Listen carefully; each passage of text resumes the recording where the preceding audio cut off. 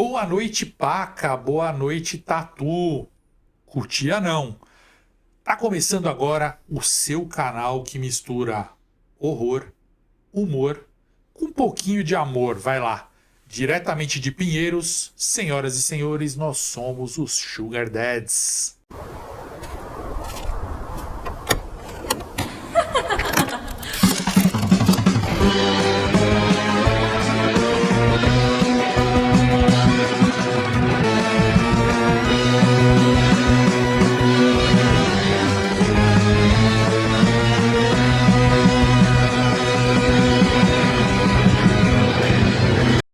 Boa noite, eu sou o Luciano Milici e nós estamos aqui. Boa noite, Tiagão. Boa noite, Rogério. Boa noite, Luciano. Boa noite, Rogério. Boa noite.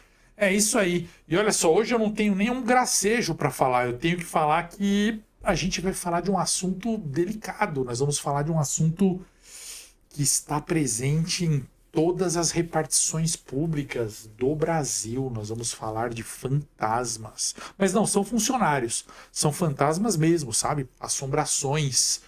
E para isso nós temos que falar com os caras que manjam muito, que têm um embasamento histórico. Então, o Tiago vai falar por trás da história.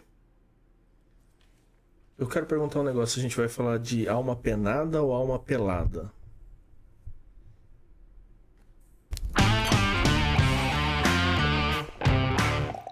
Por trás da história. Você quer falar de assombração? Eu vou falar de assombração, vou falar de uma experiência, então, de uma diligência que eu fiz para Jacareí nas últimas semanas. Foi muito legal. Eu nunca tinha participado de uma procissão dos mortos, também conhecida como procissão das almas. E é um evento que, embora tenha começado em 2010, ele remonta uma lenda muito tradicional da cidade de Jacareí, que é de uma procissão de almas a partir da insatisfação das almas do primeiro cemitério da cidade, ou melhor, vou corrigir aqui, eu não tenho certeza se é o primeiro cemitério da cidade, mas é um cemitério que foi transladado para o Campo da Saudade, que é o cemitério que, enfim, acaba recebendo, é o ponto de chegada dessa procissão das almas, porque foi o cemitério que herdou essa vocação, a responsabilidade de sepultar os corpos, de guardar os corpos dos mortos de Jacareí. Bom, a procissão das almas original de Jacareí, ela, como eu falei, ela é inspirada em uma história que dá conta do seguinte: houve essa transferência de cemitérios e uma vez por ano as almas eram autorizadas a sair do local onde seus corpos se decomporam. E então existia, claro, aquela memória física delas ali, talvez por isso elas tenham ficado. Inclusive, alguns corpos eventualmente estejam lá até hoje. E elas têm essa autorização divina, ou sei lá de quem, para ir até o novo cemitério, que é um cemitério bem antigo já, que é do finalzinho do século XIX, mas a época não era.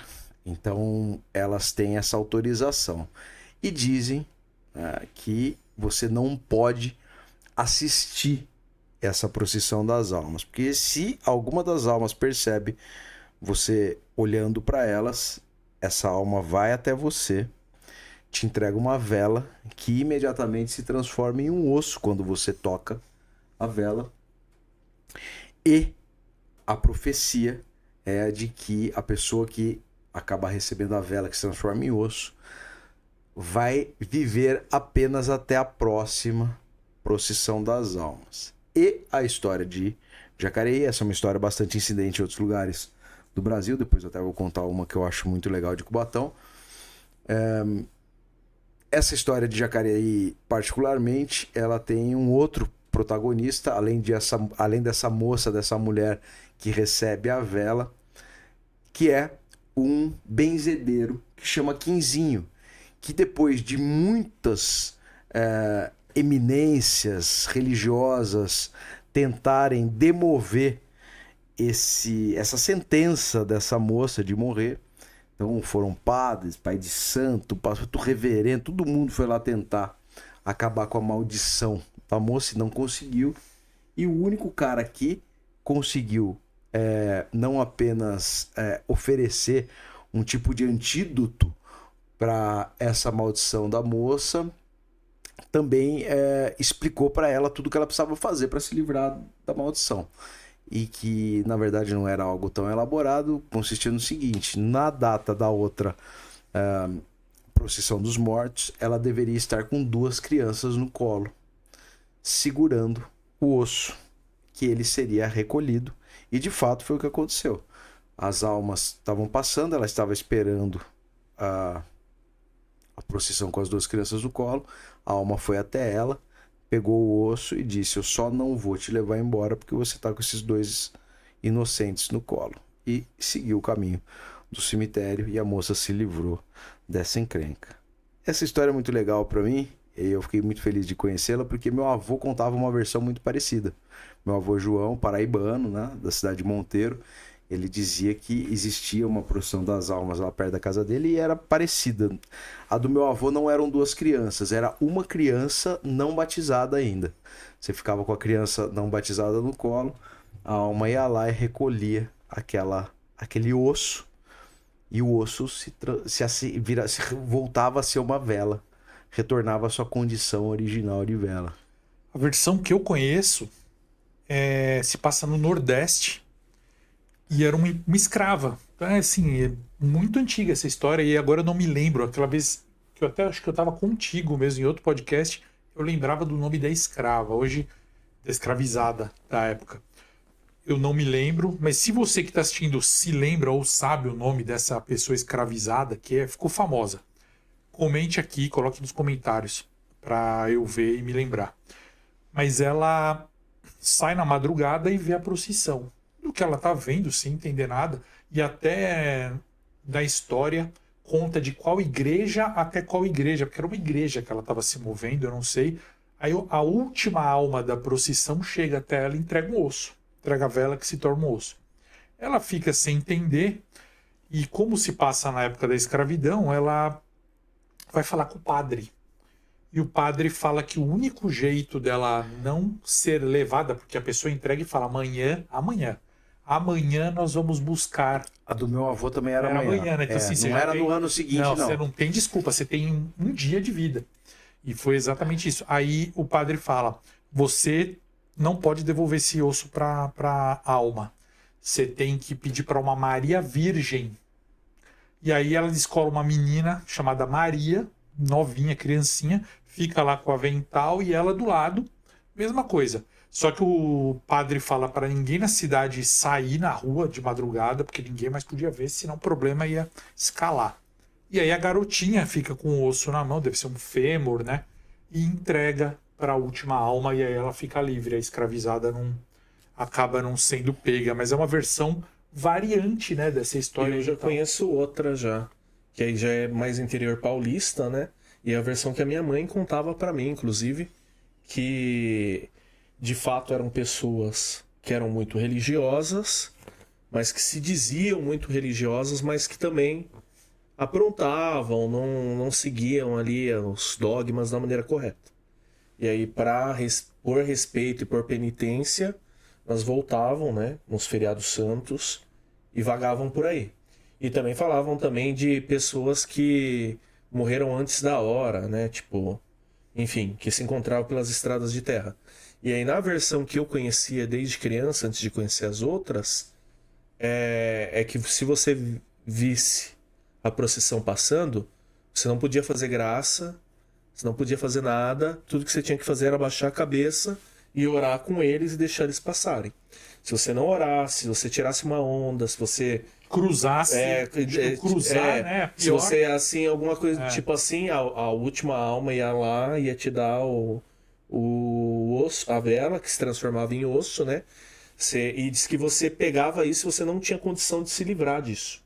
Meio que você ficava hipnotizado. Porra, mas brother, o cara ia zoar também, vou te falar, ô falta, hein, mano. Mas o pessoal... tudo é possível, né? Imagina o pessoal na roça, não tem muito o que fazer não, cara. Não, mas a galera... vou tirar sarro. Hoje eu vou tirar sarro do aspas andando. Vixe, cada história aí que eu já escutei da galera é meio louca mesmo, assim. Aí você não conseguia, tipo, se desfazer da vela Você segurava aquela vela e você meio que ia para casa com aquela vela na mão. Chegava lá, você colocava em cima da mesa, ou colocava em cima do altar. E aí você soltava, ela ficava lá, a hora que ela terminava de queimar, ela virava osso. Aí era aquela coisa. Se você era uma pessoa que, tipo, nunca cometeu algo muito pesado, vou falar esse termo, sabe? Você pelo menos ia na missa, pelo menos era batizado, pelo menos nunca cometeu algo muito assim, nunca tirou uma vida. Pecadão. Um pecadão, sabe? Tirar a vida, trair, ou ir contra a igreja, vou colocar assim. Para você não ser levado, bastava você ir no cemitério e fazer uma oração no cruzeiro ou no altar do cemitério em memória daquela alma. E depois você ia lá e fazia 7 missas, sabe? Com a intenção daquilo que lá dava kits. Agora, se você traiu, matou, já não é batizado, aí não tem o que fazer. Você tem um dia pra curtir a vida e já era. Era Então, a versão que... Vamos ouvir agora, já que vocês contaram cada um a sua versão, ou que a gente conhece mais ou menos, vamos ouvir agora as outras histórias. Você vai contar de Cubatão, você deve ter outras histórias aí de assombração, e isso vai ser agora no nosso quadro Vamos Ter um Causo. Vamos ter um caos. Eu vou contar de infância, que as que você escuta quando você é criança são as melhores, né? Tinha um colega de sala que o pai dele trabalhava na prefeitura de uma cidadezinha lá do lado lá da cidade que eu nasci e cresci, lá Itapeva. Mas eu de coração não tô mentindo, eu não lembro que cidade era, porque tinha várias cidadezinhas pequenininhas lá em volta. Ribeirão Branco, Taquarivaí, Nova Campina, enfim, Capão Bonito relativamente perto, Buri, enfim. Várias cidadezinhas assim. E ele era funcionário público, ó, o link aí, que é o começo do episódio de hoje. Ele era funcionário público de uma dessas prefeituras. E ele cuidava dos equipamentos de obra, assim, da prefeitura. E aí, no final dos anos 90, era recapeamento e asfalto para a cidade toda, né? E aí, um dia ele estava tomando conta das máquinas, né? Que estava fazendo o asfalto dessa cidadezinha. E a região lá de Itapeva, algumas cidades são igual Itapeva, que é padrão Minas Gerais, assim, né? Ela só ladeira. E aí ele tava num extremo assim da cidade, que dava para ver o centro da cidade e a outra ponta, assim, a outra entrada, e você via o cemitério, via a pracinha central, você via, sabe, todo o panorama da cidade. Ele tava lá dormindo na máquina para ninguém ir lá, porque a galera roubava muito combustível, não era nem que roubava a máquina, ia para roubar combustível. Tava lá. E aí no meio da madrugadão assim, começou a escutar, sabe, novena assim, sabe? Aí olhou para um lado, olhou para o outro. O que é isso, né? Saiu procurando, foi para lá, foi para cá, até que ele olhou para a cidade e viu um monte de gente de branco saindo do cemitério. Essas pessoas somem, né? Porque ela tá num relevo, né? E ele ficou olhando assim e falou: não é possível, né? Aí depois as pessoas aparecem, andam no centro da cidade e somem. Nossa. Aqui eu acho, puta, terrível, na verdade, né? O primeiro cemitério de Cubatão ficava ali perto do polo petroquímico. E ele foi transladado. A história cemiterial de Cubatão é super legal, porque onde hoje é o cemitério foi construído no entorno do cemitério das Polacas, que é uma história que não tem nada a ver com assombração. Olha só. Eita, pega. Ó, ficou bom, hein? Vocês viram que assombração, na hora que ele falou assombração...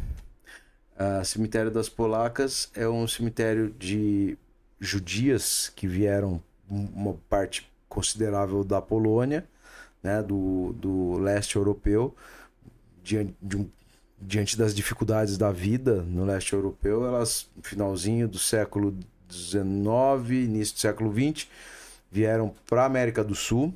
Elas têm dois pontos no Brasil, Rio de Janeiro e Santos, e eu acho que Recife também, talvez, mas são 3 pontos no Brasil e Buenos Aires. Foram os lugares que ela foi. Eu acho que Recife também tá. E aí o que acontece? Elas são super negadas, inclusive pela comunidade, pela profissão que elas acabaram exercendo aqui, porque elas foram obrigadas a trabalhar como prostitutas aqui. Então, a comunidade judaica na época as negou e elas se reorganizaram e mantiveram tanto sua cultura religiosa como sua cultura social mesmo. E uma das medidas que elas tomaram depois de se encontrarem foi fazer um cemitério das polacas. E eu tô contando isso tudo por quê? Porque o cemitério que existia no polo petroquímico foi desmobilizado para a construção do polo petroquímico. E o que aconteceu? Foi aquelas coisas Brasil, né? Super assodado o lance, precisava fazer rápido, vambora. Só, cara, tinha gente sepultada da semana, do mês. Mas era um cemitério antigo. Então, eles precisaram exumar esses corpos, principalmente os mais novos, e falaram que começaram a abrir as covas, cara. Primeiro, um cheiro horroroso. Segundo, que você tinha alguns cadáveres que estavam em rigidez, em decomposição, mas ainda uma condição completamente desfavorável para a exumação. E isso é popularmente lembrado, então eu li isso num blog que reportava de algumas memórias de moradores locais que parecia um filme de terror, porque a galera era arrancada do chão e como eles não tinham como levar duro o corpo, muitas vezes eram serrados os pedaços e tudo meio se decompondo, então cheiro de morto terrível, tudo em carroça, tudo meio precário, né? E eles foram levados para o novo cemitério, que foi construído, como eu falei, no entorno do cemitério das polacas. Há quem diga até que foram as próprias polacas que doaram o entorno do cemitério para a construção do cemitério municipal. Muito bem. O pessoal fala que na quaresma, nas quintas-feiras da quaresma, durante todos os 40 dias, todas as semanas da quaresma, de quinta para sexta-feira, os corpos vão visitar os mortos. Então, as almas vão visitar seus corpos que foram trasladados para o outro cemitério. Então, é de um lugar para o outro, do polo petroquímico para... O cara tá lá, aquele puta cheiro de gasolina sendo refinada, de óleo sendo refinado, e de repente olha, tem um monte de palma. Essa história é muito louca. Vocês falaram da porção das almas, eu lembrei de uma história do escritor Ray Bradbury, que me lembrou agora, do nada, a porção das almas, apesar de não ter uma procissão, mas tem almas. É uma história ficcional, dizem. Não se sabe, o Ray Bradbury foi um dos melhores escritores de contos de terror e ficção da história. Ele escreveu um monte de filme que vocês assistiram, foi baseado em história do Ray Bradbury. E ele fez uma história que acontece um acidente de carro e a pessoa tá lá com o carro capotado, tá lá toda sofrendo, tem um monte de gente assistindo ali, olhando, né? E aí uma outra pessoa que tenta ajudar, que para de o carro no meio da estrada, não consegue chegar para ajudar porque tem muita gente em cima. E aí a pessoa acaba falecendo. Só que uma mulher que estava com esse cara que tentou ajudar, ela é fotógrafa e ela tirou foto enquanto o amigo tentava ajudar. Ela começa a olhar as fotos e ela é jornalista e ela vê outros acidentes que aconteceram no passado, em vários momentos, em vários pontos do mundo, e sempre as mesmas pessoas estão atrapalhando o socorro. Eita porra. Eu já vi algo assim. E aí é sensacional porque ela começa a ter essa teoria e fala com o cara começa a acreditar e fica os dois ali tentando se convencer e convencer outras pessoas de que existe essa galera que atrapalha ali o salvamento. E no final acontece o inesperado, que é o amigo dela acaba morrendo. E aí ela tenta impedir o pessoal, sai daqui. E o engraçado é que esses espíritos que atrapalham, eles não são hostis, nada, é pessoa normal. Tem criança, adulto, senhora, tudo ali curioso, olhando, apenas olhando. E não é só acidente de carro, é assim, alguém cai na rua, tá tendo um ataque cardíaco e cai. Fica aquele galera em volta olhando e a gente tentando ali ajudar tal. E aí, depois que o amigo dela morre, ela vê que não deu pra salvar, ela olha, ele tá junto, fazendo parte da galera que tá olhando. E aí ela entende que aquela turma vai aumentando de acordo com os mortos. É uma história muito bacana de ficção, de terror, que eu acho bem legal. Acho que gerou até um curta depois, que é bem legal mesmo. Mas é ficcional, né? Eu tenho quase certeza que eu já vi um episódio, eu não sei se era talvez Arquivo X ou uma das outras séries dessa mesma época aí, que era mais ou menos assim, tipo, mas era um tipo específico de acidente, com um tipo específico de entidade, que ficava um questionamento se eram anjos ou demônios ou espíritos que vingativos, mas eu vi já uma produção que é exatamente essa história que você contou. Só que daí é claro, né, que dá uma roupagem ali pra meio que enlatar dentro do produto, né, do episódio, mas... Por que que eu lembrei disso quando vocês falaram de procissão? Porque as histórias do interior que eu ouvia familiares assim, minha avó era de Minas, a minha avó materna, e ela falava da procissão que você não podia cruzar, ela nem falava de olhar, tal, minha avó muito simples. Ela falava assim, não, você não pode atravessar a procissão, porque o fulano de tal, uma vez, quando eu era menina, sempre essas histórias, né? Ele atravessou e depois ele ficou lá no finalzinho da fila e foi embora. E aí eu falava, tá bom, mas e o corpo dele? O que aconteceu? Já era mais pro lado racional. Ela, não pergunta. Simplesmente ele atravessou, morreu e aí foi junto com as almas lá levando. E que a galera dele, a esposa dele, ficou chorando, vendo ele lá triste. Porque você fica todo acinzentado, moribundo, seguindo a procissão, né? É legal Virou demais. uma assombração bem Harry Potter, né? É sensacional. Translúcido, tão... Bom, eu tenho no meu cenário lá o mapa do Brasil lá, porque o meu sonho é quando eu tiver um poder de edição maior, é apontar pro mapa e contar histórias apontando pro mapa dos lugares que eu visitei. Mas você tá brabo também, hein, cara? É lobisomem num lugar, é procissão das almas em outro. Mas eu gosto de entender, cara, na verdade, qual que é o recorte daquela história, né? E tem umas que são muito frequentes. Eu gosto, falando de assombração, de fantasma, eu gosto muito de Noiva Fantasma, por exemplo. Eu acho um case foda, porque tem um componente social muito presente, muito interessante, cara. É mundial, né? Mundial. E assim, a gente só tem Noiva Fantasma porque o propósito da vida de uma mulher era convencionado isso socialmente, de que era se casar com um homem. Não existe noivo fantasma. É só ver isso. Não morreu um monte de noivo a caminho do casamento? Ninguém lembra de noivo fantasma. Eu tenho uma história, né, que a gente contou quando a gente foi falar de assombrações em festa junina. Tem um noivo em chamas no Nordeste. Mas é de festa junina. De festa junina. É uma assombração então, de festa junina. Isso não é, porque o casamento não era um casamento, era um casamento de festa junina. Mais ou menos. Ele era um noivo e ele realmente estava se casando ali e ele se animou demais, bebeu demais. Eu vi essa foi pular a fogueira, caiu na fogueira, pegou fogo. E daí a galera vê ele correndo em chamas. Entendi. Bebeu tanto que o álcool não acaba nunca. Chamas até hoje. Não, e detalhe, aí na história a primeira vez que eu escutei essa história, as pessoas fugiram de um homem em chamas, que estavam trabalhando numa reserva ambiental, perto lá da região de Serra Talhada e tal, e eles viram um homem em chamas vindo na direção deles quando eles estavam voltando para o lugar que eles estavam em repouso lá, para hospedaria, né? E eles se assustaram com aquele homem em chamas vindo correndo na direção deles. E eles saíram do caminho, né? Entraram pro meio do mato, pegaram a primeira trilha e fugiram desse homem em chamas, né? E aí eles tentaram voltar para o caminho, por essa trilha. Só que a trilha abriu, né? Entrou assim.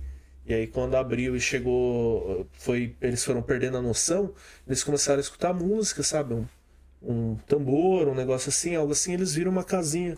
As luzes acesas, tudo, sabe? Bem hospitaleira, assim, um pessoal lá confraternizando. Vamos perguntar pra eles. Eram 2 homens, né? Vamos perguntar pra eles, né? Com que a gente volta pra estrada e tal. 2 ou 3 homens, agora eu não lembro. Aí foram até a casa, né? E falaram, a gente viu um homem pegando fogo e tal. Aí a gente entrou pra cá, veio parar aqui, a gente não consegue voltar pra lá. Não, filho, melhor vocês ficar aqui hoje com a gente. Fica aqui com a gente hoje, aproveita, entra aqui e tal. Aí entraram, beberam, confraternizaram, sabe, escutaram música, tudo e tal. Aí chegou um horário que falaram, agora vocês podem ir, pega aqui, ó, só ir reto. Daqui a pouco vocês estão de volta no caminho ali e continuem no caminho do bem, né? E aí, quando eles viraram atrás, a casa era uma casa em ruínas. Abandonada, 7 além. Aí voltaram, né, pra hospedaria, dormiram, Amanhã vamos voltar lá. Voltaram lá, a casa tava detonada. Era uma casa assim que era escombro de alguma obra que já teve lá, de alguém que já morou lá, mas tipo, nem telhado direito tinha. E eles entraram numa festa, num lugar bonito, com gente legal e tal. Pisaram pro lado de fora, já não era mais nada. Em Mas Campinas fala tem aí você falou da mulher, né? Da noiva. das noivas.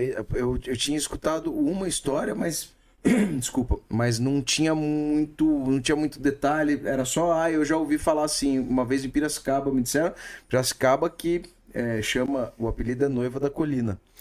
Que, por conta de uma lenda, da moça que tava, era noiva e toda tarde, fim de tarde, ela ia com o noivo até a beira do rio Piracicaba, ficavam lá, até que uma ocasião ela gostava muito de flor e o marido dela chamava Ari, ela chamava Iraci.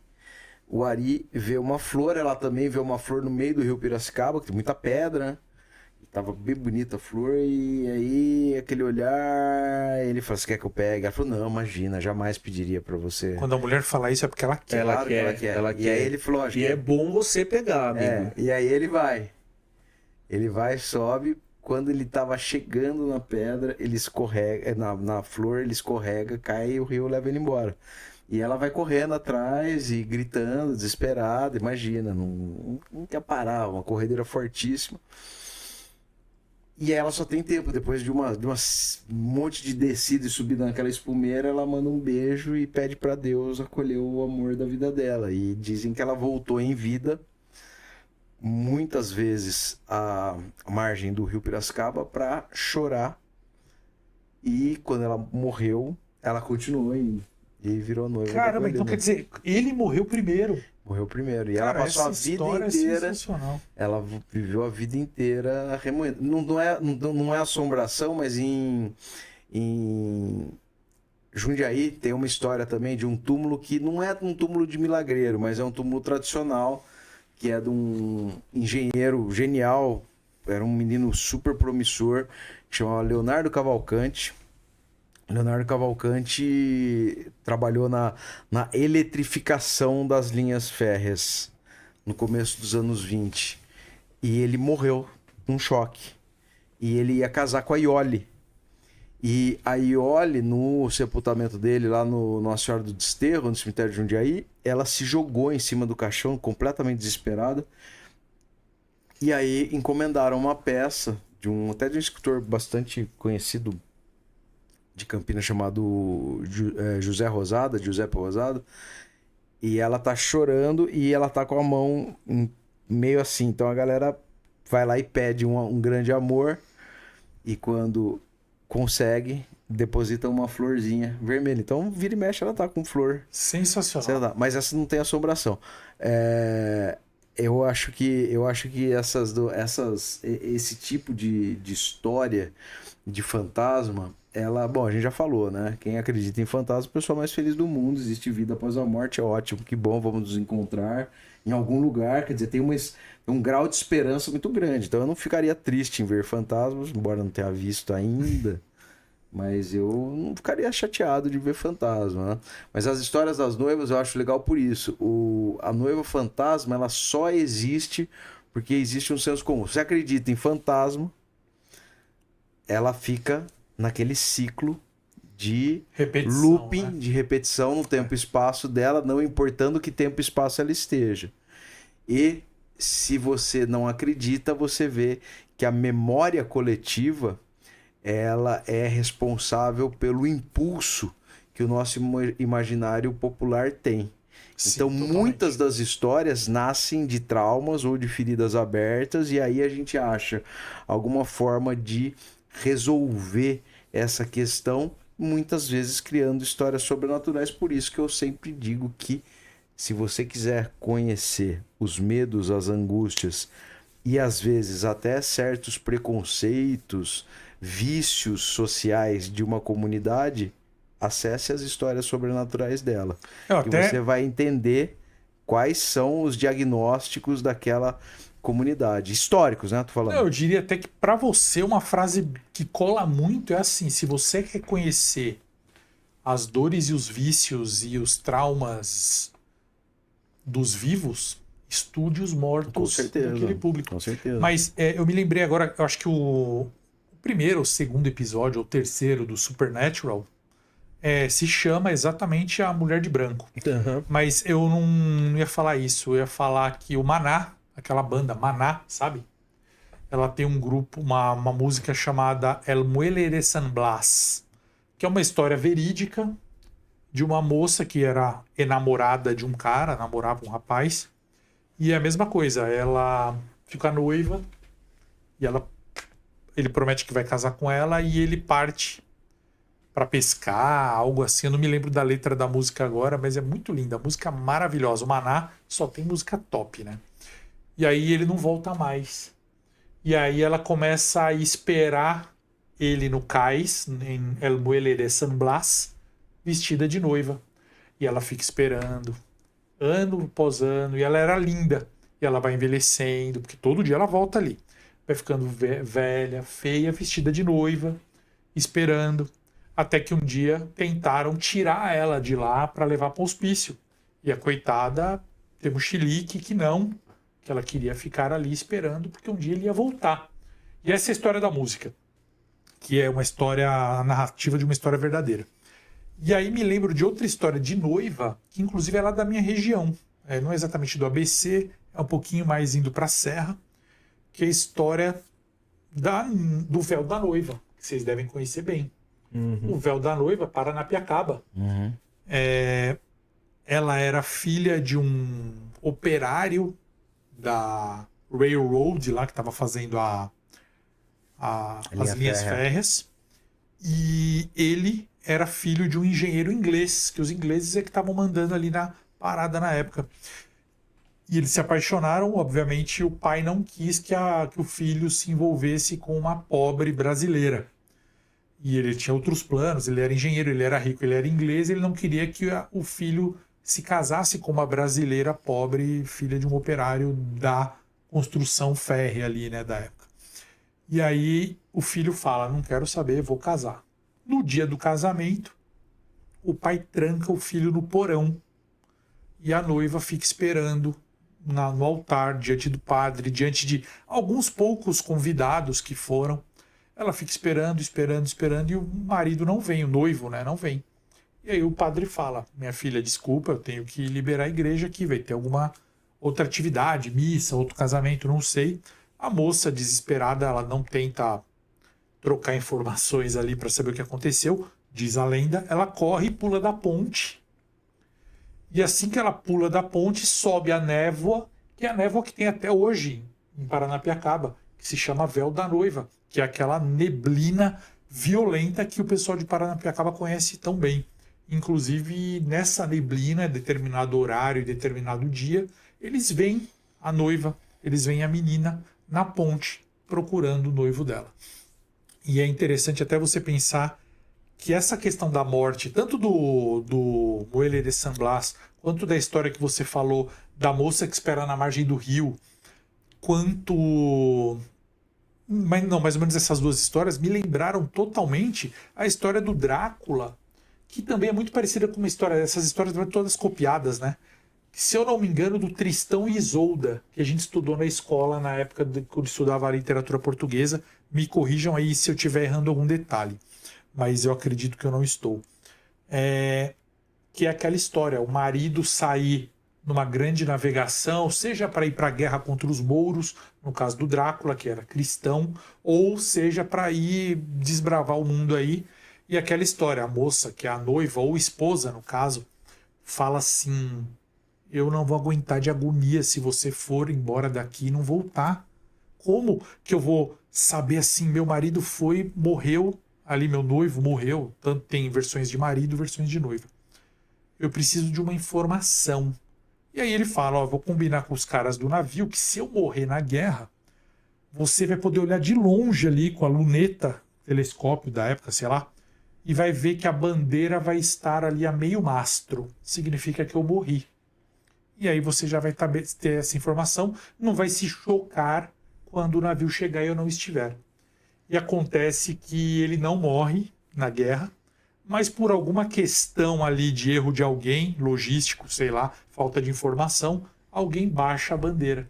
Ou, em algumas versões, sobe uma bandeira de outra cor. Existem as duas versões. Baixar a bandeira, outra sobe a bandeira vermelha. Ela, ao ver aquilo da torre do castelo, ela pula. Ela não aguenta de tristeza. E aí, no caso do Drácula, quando ele chega e se depara com a morte da noiva, da mulher, né, da esposa dele... A mina? Mina, seus cabelos é da hora, já dizia o Drácula. Ele fala, a Mina, ela é Mina Hartmann, né? Eu sei que é mina. Sobrenome porque, na verdade, não é a Mina, né? A Mina é depois. A Mina, ela é a reencarnação da mulher do Drácula. Porque essa que pula da torre é a mulher original, antes dele virar Drácula. Porque aí ele, ao ver que a esposa morreu, ele fica... Esse é do Bram Stoker? Bram Stoker, a história original do Drácula. Que ele se sente traído por Deus. Ele fala, peraí, Deus me traiu. Eu lutei por ele contra os mouros, contra os árabes, e ele me tira o amor da minha vida. E ele renega a cruz. O Drácula livro é uma história de amor, não é uma história de vampiro. Tem vampiro, claro, mas não é essa a questão. Não é essa. O cerne do livro é muito mais drama, romance, do que tanto vampiro. Mas a Mina, ela veio depois. Ela é reencarnação. Porque ela é a esposa do John Hartman. Ele é um funcionário, como se fosse um funcionário de imobiliária, uma coisa assim. Ele vai lá, né, até a Transilvânia para falar. Ele é o John Wick, pô. Ele é o John Wick na versão do filme lá, né, numa das versões. Mas o interessante é que aí a Mina é a esposa desse cara na época.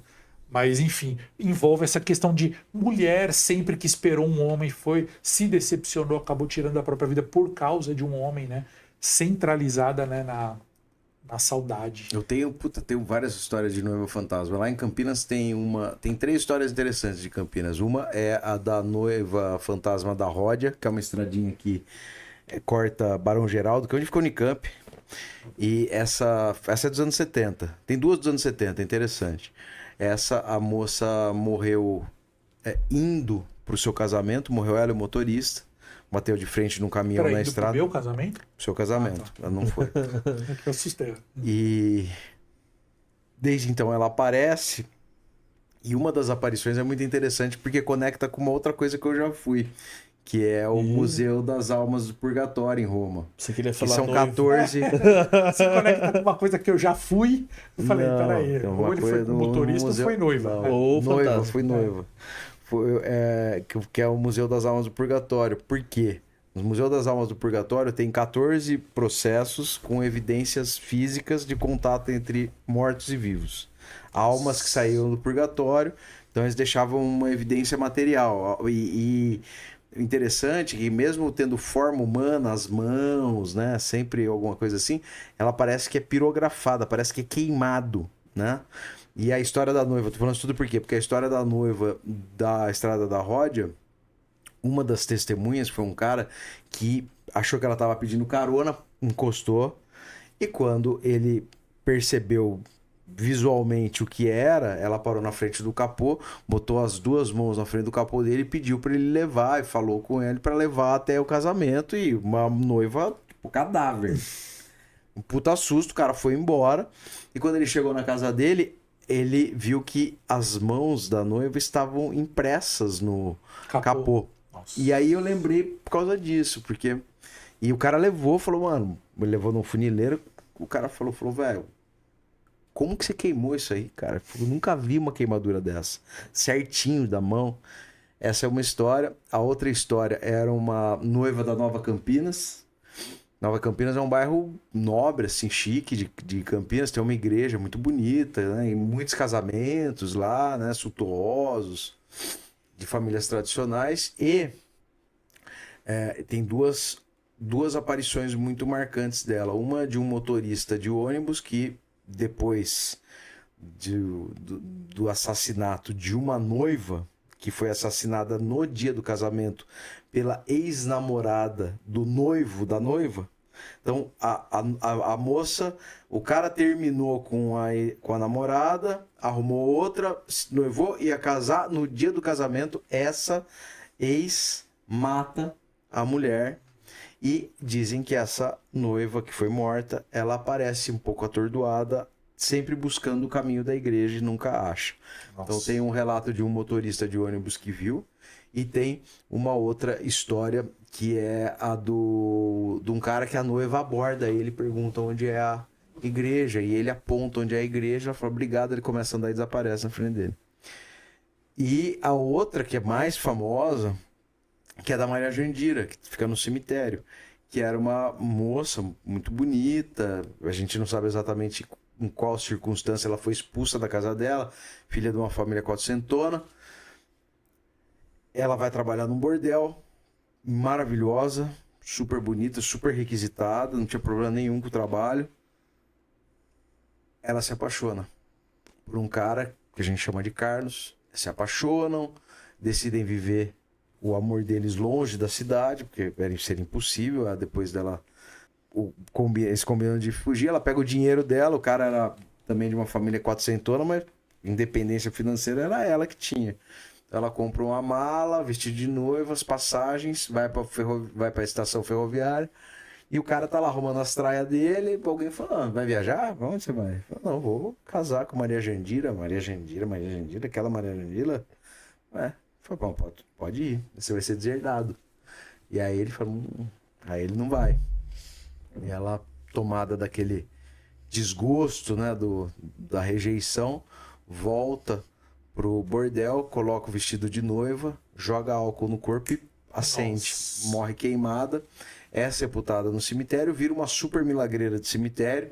Para quem professa aí da Umbanda, ela se torna Rosa Caveira? a Rosa Caveira. É mesmo? A Rosa Caveira. Eu chutei aqui. A Rosa Nossa. Caveira. É que você zoou ela, que a gente cortou. Meu ela Deus, veio me em cima. desculpa, não. Ela lembrou, ela entrou na sua cabeça aí. É, só pode ser. A Rosa Caveira. E é a primeira pombagira brasileira. Faço a ressalva porque Maria Padilha é espanhola. Sim. Então ela é a primeira brasileira. E aí, para além disso tudo, os processos devocional dela foi muito tenso, proibido uma época no cemitério, porque afinal de contas ela era prostituta e Sim, suicida, sim. Quer dizer, Duas coisas é um que- caldo perfeito para quem é preconceituoso. Eu sou zero preconceituoso, acho a Maria Jandira o máximo. E o povo não julga, é porque é uma das milagreiras mais procuradas do cemitério. Desculpa, qual Cemitério região? da Saudade, de Campinas. E aí, o que acontece? Tô contando isso tudo por quê? Porque ela tem uma aparição também super interessante. Ela, numa ocasião, um segurança, claro, não sabia que era ela, vê uma mulher com um vestido branco. Ele começa a chamar ela de longe, a mulher nem tchum, e vai chamando. A hora que ele chega bem perto, ele percebe que ela não tá tocando os pés no chão, ela vira pra ele, meio naquela gravidade do filme Piratas do Caribe, sabe? Que fica... Sei, nossa. E aí pergunta pra ele, Carlos, é você, o coitado segurança que não tá passando o Wi-Fi? Fica quieto, não consegue nem responder de medo. Ela vai até a sepultura dela, se transforma numa labareda imensa e entra dentro da sepultura. Essa história eu acho muito boa. Mas vocês sabem qual que é a noiva fantasma mais famosa, né? Eu não sei. Um pouco de medo de falar que não sei. Topa tudo por dinheiro. Essa é a minha dica pra vocês. Ah, sério, é mesmo, hein? Ela é a noiva fantasma Era mais Gel? famosa. Quem que era? A Ruth, né? Era a Ruth Ronce? É a Ruth Ronce. Era a Ruth Ronce, que vinha Ruth Ronce. pelo alto? Eu vou tentar colocar isso aqui na edição. Assim, era muito bom. Nossa. Era muito bom. Era essa, né? Que ela... Ou era... Psiu, psiu. Aí o O pinguço! cara... Era caveirinha, essa era caveirinha. Não, tinha ela também atrás Tinha da ela? sepultura também. Ela faz... Psiu. Que era... tipo, a pegadinha começava com o Giba, né? Giba, né? É. O Giba... Gibi. Gibi. O Gibi... Papai Papudo. Ele era o Papai Papudo. O Gibi? É, do Bozo. O Gibi falando pro segurança novo, né? Pra pessoa que ia atender o cemitério novo, ó. A única coisa que você tem que fazer pra provar que você não tá dormindo, você tem que ir lá naquele poste, passar esse cartão, bater lá um ponto lá, depois você vai naquele outro e aí você pode voltar lá e ficar tranquilo. Só isso que você tem que fazer. E tomar conta pra ninguém tá roubando. Se alguém roubar, você liga pra polícia ou liga pra mim. Beleza, é claro que na primeira vez tudo bem, na segunda que o cara vai, ela aparece de trás, assim, de um dos túmulos, dos mais altos ali, né? E ela, psiu. Assim, o cara já se caga todo, já sai correndo. E tem um que eles amarram ela. Essa eu vi já. Nossa, e ela vem assim com tudo, né? Essa eu vi. Eu tenho uma história que é engraçada de noiva, que um lugar que você falou zoando aí do funcionalismo, que eu não concordo. Já deixo aqui de antemão. Que é na Câmara dos Vereadores de São Paulo, que tem uma intervenção espírita. Teve uma intervenção espiritual na Câmara dos Vereadores de São Paulo. O que aconteceu? Bom, para contextualizar, a Câmara dos Vereadores de São Paulo fica do lado do edifício Joelma. Com o incêndio do Joelma, não tinha IML, que cabia 180 e tantas pessoas mortas, né? Infelizmente. E aí usaram temporariamente a garagem da Câmara para, pelo menos, organizar minimamente os espólios das pessoas, né? Os espólios físicos das pessoas. Então, muitas carbonizadas, é uma puta tragédia. E então a Câmara acabou ficando com um pouquinho dessa mística, do peso dessa tragédia. E o que aconteceu? No começo dos anos 90, fim dos anos 80, começo dos anos 90, um vereador, que agora eu não lembro o nome, estava fazendo a instalação de noite dos PCs. Tinha acabado de começar a ter PC.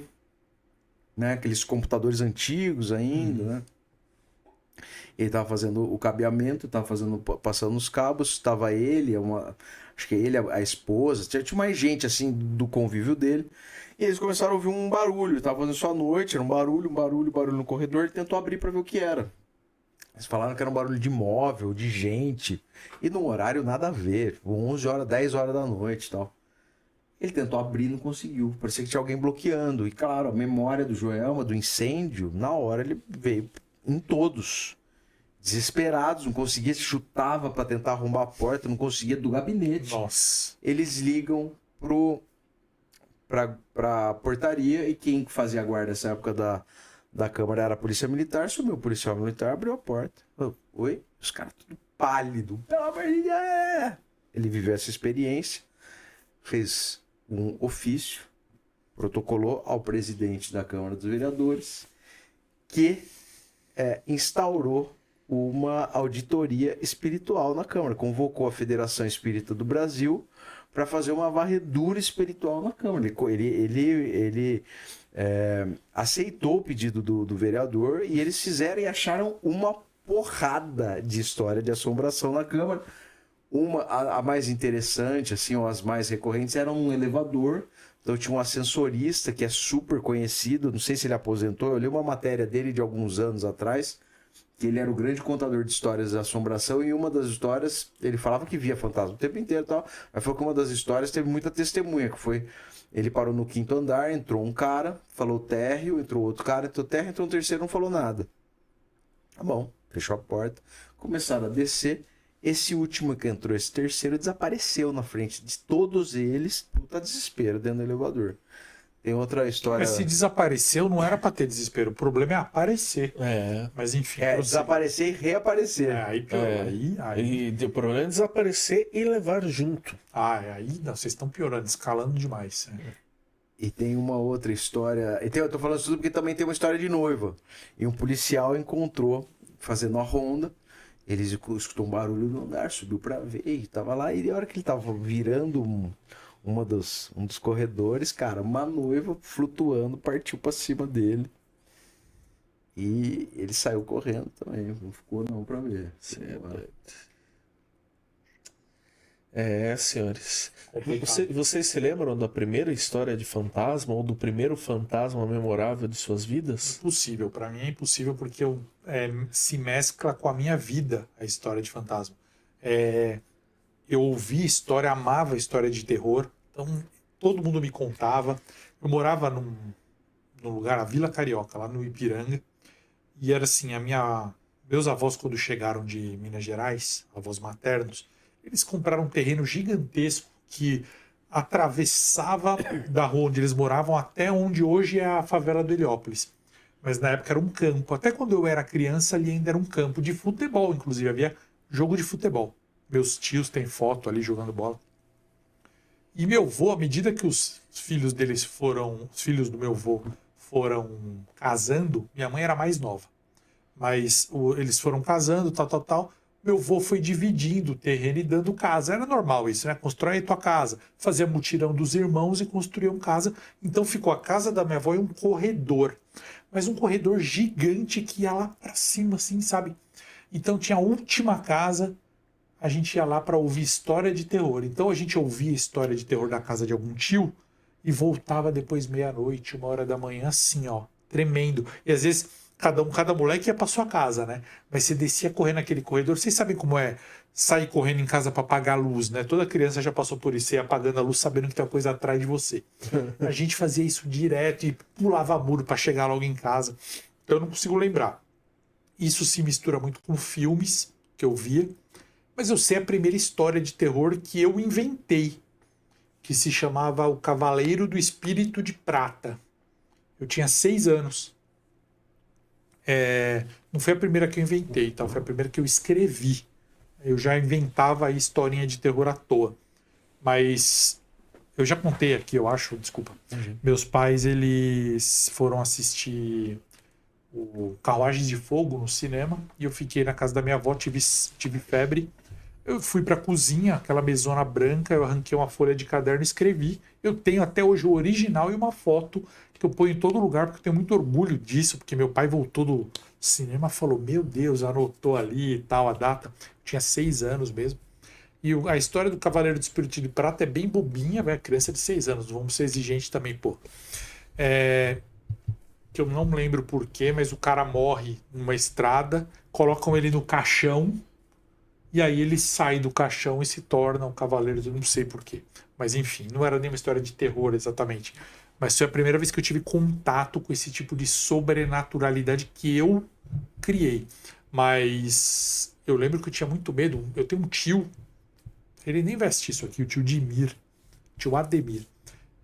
Ele falava que todos os meus tios trabalhavam no ABC ali nas montadoras, todos trabalharam em alguma montadora, isso era fato, cada um numa profissãozinha. E eles acordavam muito cedo, às vezes 4 da manhã, um estava chegando, outro estava indo, porque a Volks, as empresas, elas disponibilizavam ônibus, tanto para trazer os trabalhadores, quanto para levar para o outro turno. E ele disse uma vez, ele nem vai lembrar disso, mas meus primos e os filhos dele se lembram até hoje. Ele disse que ele saiu na rua de madrugada assim para ir trabalhar e ele viu uma mulher de branco andando no meio da rua. Ele falou, não estava ventando, era um dia de verão, e é uma madrugada de verão, quente, sem nenhum tipo de vento, mas a mulher andava com muita dificuldade no meio da rua, sentindo aquele vento contra ela, assim, muito forte, e ele não entendeu, ficou apavorado e entrou. Essa foi uma história que me marcou muito a minha infância. Outra que marcou muito é minha mãe e minhas primas, assim, que a minha mãe tinha sobrinhas da minha mãe. Como minha mãe era mais nova, os irmãos mais velhos tinham filhos da idade da minha mãe. Então minha mãe, ela brincou com as minhas primas, algumas primas minhas mais velhas. E aí minha mãe, eu já tinha nascido, já era, assim, eu devia ter o quê? 6 anos, 7, até um pouquinho mais. Minha mãe, ela fazia um lance assim, não, hoje é Sexta-feira Santa, então não pode comer carne, porque tem católico que não come carne e tal na Sexta-feira Santa.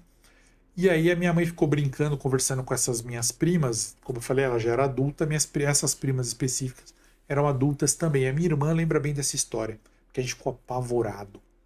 Apavorado, porque quando você vê sua mãe, que é sua referência, com medo, cara, você se caga. Meu pai eu nunca vi ele com medo, mas medo de fantasma, né?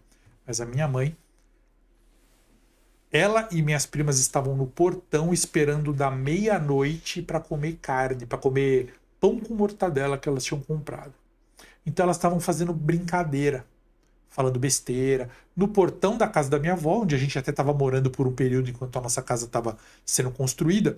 Então ela ficou lá com as minhas primas brincando e eu e meu irmão e meus primos dentro da casa da minha avó assistindo televisão.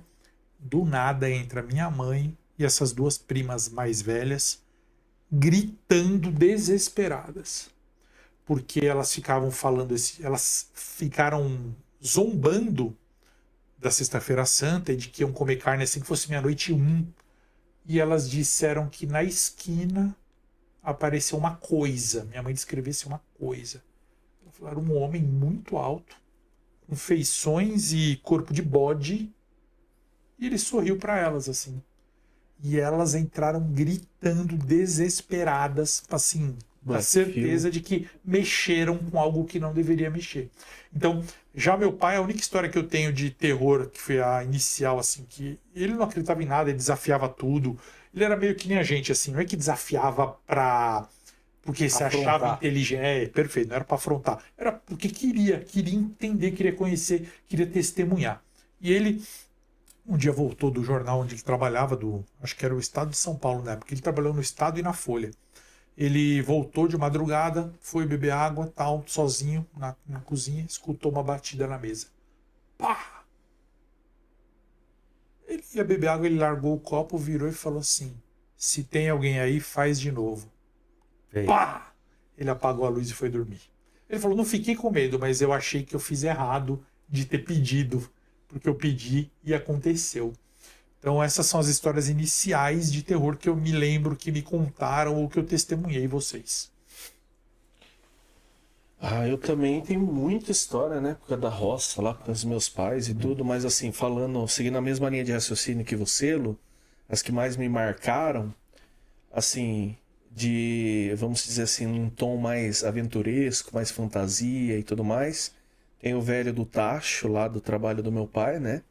Que é uma assombração de um velho, um idoso, que é a estrada que cortava o meio da fazenda, há muito tempo atrás, era a estrada, uma das estradas que levava de uma cidade a outra, né? O centro da cidade. E aí reza a lenda que o velho tinha escondido um tacho de ouro em alguma altura dessa estrada e ocasionalmente ele aparecia nessa estrada.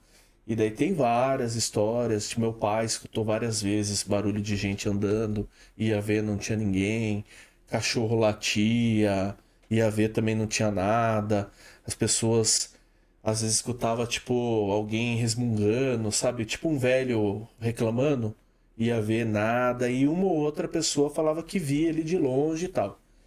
E aí, essa é legal pra caramba, lá era uma fazenda do governo, né? Era uma fazenda onde fazia pesquisa, fazia estudos e também tinha suinocultura e cultivo de cereais.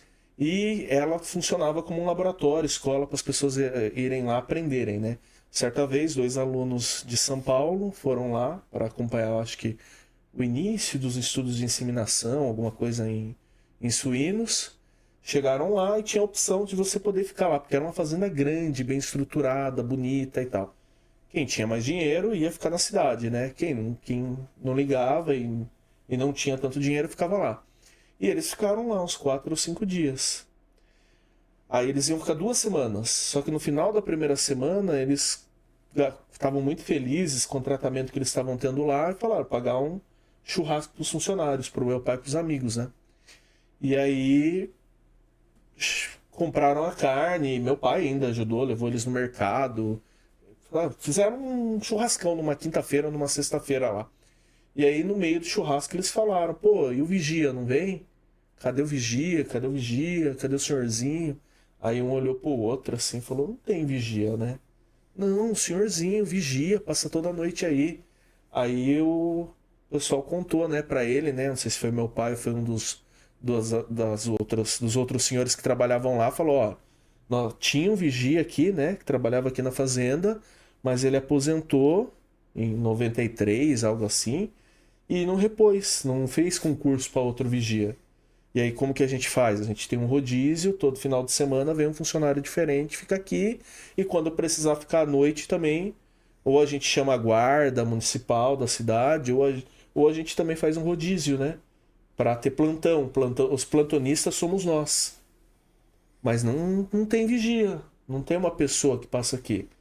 Mas não é possível, porque na primeira noite ele passou, não deu muita bola pra gente. A gente ficava sentado ali, né? Noite quente, olhando a paisagem, passou, não deu muita bola. Na segunda noite a gente mexeu com ele, brincou com ele, ele só cumprimentou. Aí anteontem tava aí conversando com a gente aqui. Aí falaram, pera, provavelmente, como que era esse senhor que vocês viram? Era um senhor de idade, carregando um tacho nas costas, andando. Então, vocês viram a assombração do velho do tacho. Essa é a mais, assim... Eu não tenho nenhuma de vivida, assim. E aí, só pra... Aí a mais aterrorizante... E aí depois eu conto uma experiência minha, rápidas. Tinha os vizinhos de casa, né? Que eram amigos da família, tudo. Inclusive, a dona da casa ao lado era prima de segundo grau, eu acho que da minha mãe, madrinha do meu irmão. E aí o que aconteceu, tio?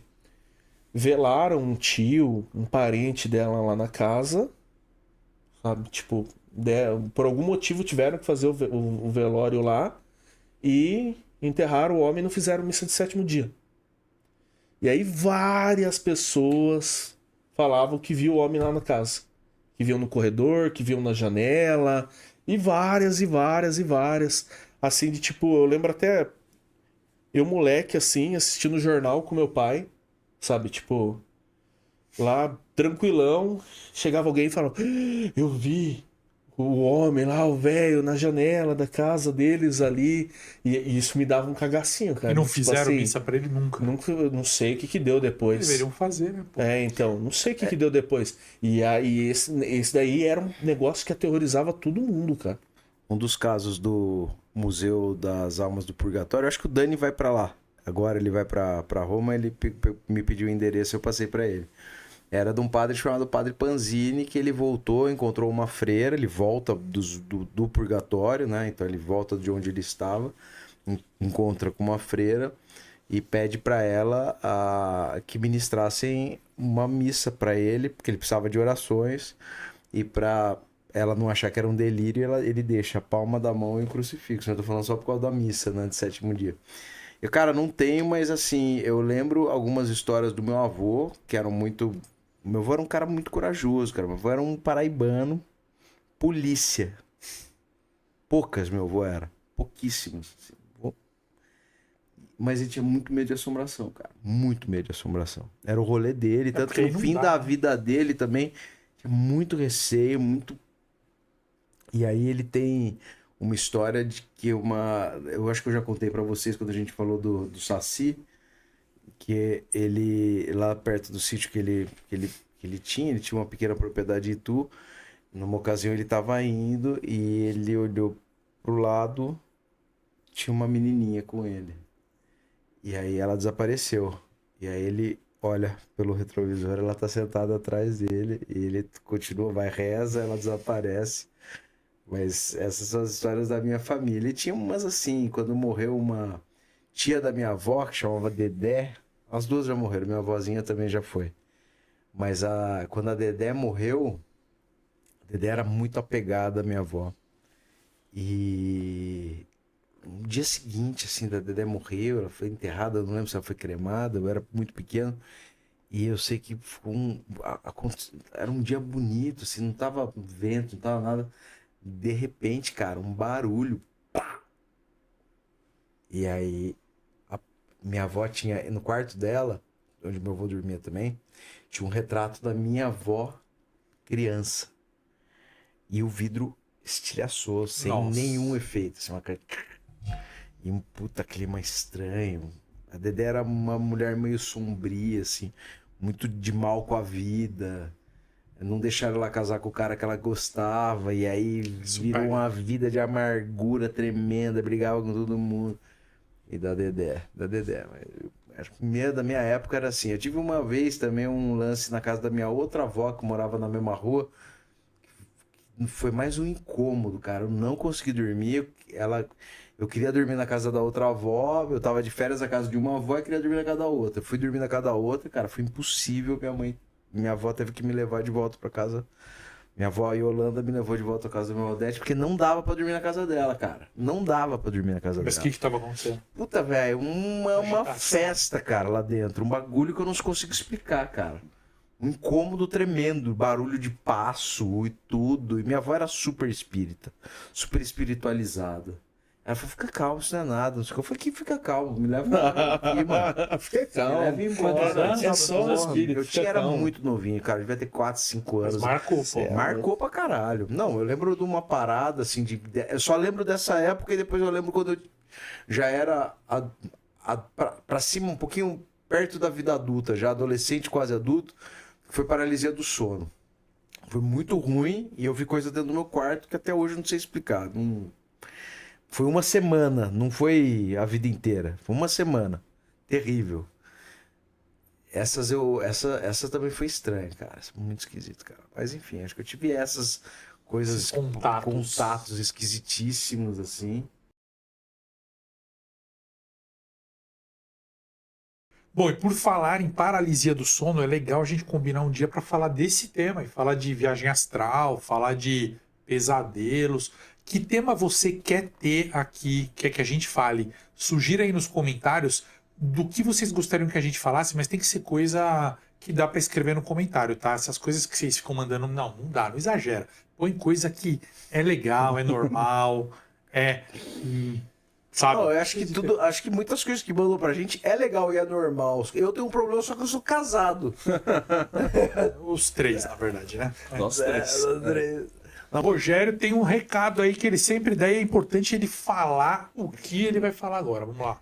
É muito importante você que acompanha esse canal, que gosta desse projeto, que gosta de cada um desses homens lindos aqui, se inscrever, curtir e comentar. E o mais importante, eu acho, nesse momento é hypar esse vídeo, para que ele chegue a mais pessoas. Você também pode compartilhar aí com outras pessoas que você sabe que gostam dessas histórias, desses comentários que nós fazemos e todo o nosso universo aqui. Reforço também, se você quer conhecer um pouco mais de Sete Além e do universo literário do Lu, tá lá na descrição, nos comentários fixados e tudo mais, das aventuras pelos cemitérios, mausoléus, igrejas, vilarejos. E o livro também. E o livro Todo mundo aqui tem livro. do Ti, eu não tenho. Por Eu não enquanto. tenho. Vai ter. O Que Te Assombra, também fixado lá. E se você quer conhecer causos do interior, histórias da roça, assombração, lendas, As melhores histórias. saci, tudo, sem tempo. Além dos nossos outros projetos também, né? Sim, não, é um monte de coisa que a gente está fazendo. Eu não vou ficar listando aqui as minhas coisas, porque tem bastante, mas o Sem Tempo tá contando de uma maneira que eu tô acompanhando ali, tá cada vez mais legal. O Que Te Assombra não tem nem o que falar, né? Os caras tá Não. em toda a mídia que tem, porque. E Sete Além, Beleza. que é vídeo todo dia. O Sete Além eu tava falando antes de começar o programa. Eu fui numa chama Nosso Templo, na inauguração de um templo que é de magia. E, cara, o assunto era Sete Além. Olha, É. O cara nem sabe que estão falando Não. dele lá em Campinas. Eu assistindo, que eu gosto Cara, muito nem sabe. do canal dele, do Lolo Bolado, eu gosto das explorações que ele vai visitar uns lugares muito loucos, né? Lugares abandonados. E ele lá, num canavial, lá numa antiga usina de cana-de-açúcar lá, do nada ele explorando, aí tem um túnel assim, que apareceu do nada, ele no meio, dentro de um galpão. Nossa, legal demais aquilo, De uma ruína de uma indústria, né? Tem um túnel assim, né? Depois ele entendeu que o túnel era, eu acho que meio que para escoar a cana ou algum tipo de suplemento, sei lá, alguma coisa pro outro lado. Mas ele olhou assim e ele falou: Meu Deus, isso aqui vai dar em Sete Além? É. Falei, não é possível. Na hora eu já. Minha ideia era Tinha um ligar. monte de morcego ali. né? É, Você um viu? monte de Negócio coisa assustador, sinistraço, né? sinistraço. Mas Galera- essas usinas têm, essas usinas têm dutos de passagem de água, às vezes de limpeza de dejeto Sim. de cana. Né? Tem uma história só para fechar, já Aham. que, só porque Não, veio. é. Uma história de assombração no engenho de Piracicaba, que esses dutos, eles eram feitos ou com vapor ou com água muito quente. E aí, numa ocasião, o cara errou. Dizem que o cara errou e tinha um pessoal limpando, né? Mais objetivamente, assim, E aí o cara errou e abriu a vazão da água quente Matou a galera. e matou todo Cozinhou. mundo queimado. E aí o Nossa. pessoal, uma das histórias de assombração é de que de vez em quando o pessoal escuta os gritos agoniados dessas pessoas que morreram queimadas. Porque quer terminar o papo com um clima bom. por isso. Acabar o episódio A não ideia ser foi alto essa. astral. Mas ó, qual é a Legal. palavra de hoje? Eu acho que o Thiago pode inventar. Porra, Qual é a- eu não sou bom nisso, velho. Ele inventa as coisas aqui. Quando a Qual, gente Laura? bater 100 mil inscritos, quem vai pedir pra você se inscrever, curtir, comentar vai ser ele. Ah, eu não gosto disso. Não, mas 100 mil ele faz. Juro que 100 eu não mil vou. ele faz. Não vou pedir. 100 mil pela plaquinha, pô. 100 mil. 100 mil, tipo. Tá bom, vai. Aí, Aí, galera, agora tem ó, motivo, hein? temos Eu Tem acho uma muito meta. humilhante, cara. Temos pedir, uma meta. curte, compartilha. Puta, que frase bosta essa, cara. Galera, Eu escreve entendo, aí. cara, que tem que fazer a palavra. Que frase A bosta. Sombra Deads. Frase A palavra bosta. de hoje é a Sombra Deads. Boa. Tá bom? A Pode Eu ia ser? falar frase bosta, mas tudo bem. Pode ser a sombra é que deles. Eu bosta acho que é mais talvez limite, né? limite, né? É. Não, é bom, não pode falar palavrão em. Às vezes Depende pode, às um vezes pouco, não Se pode. tiver no depende, contexto passa rápido, ficar toda hora. O robô é meio maluco, a A verdade gente é não essa. pode, né? É. Pode que são os caras que, sei lá, a gente é pequeno ainda. Acho que Então tá bom. A Sombra Deads. Até o próximo. Valeu, galera. Valeu. A gente se vê.